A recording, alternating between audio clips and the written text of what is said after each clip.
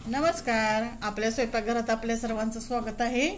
आज बनवलं आहे मिक्स बटाटा वांग्याची भाजी।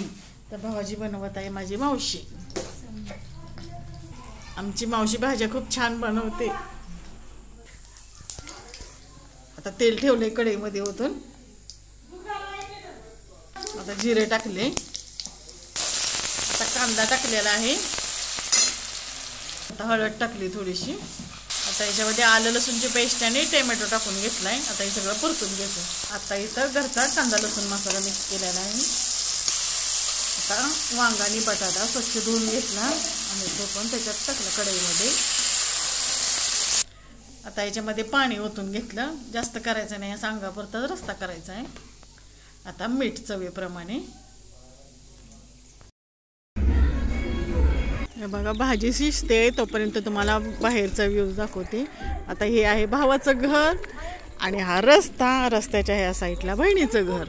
ही माझी मोठी बहीण, यांच्याकडे उरूस आहे म्हणून आम्ही इथं सर्व आलेलो आहे। तर हे बहिणीचं घर आणि रस्त्याच्या पलीकडे भावाचं घर।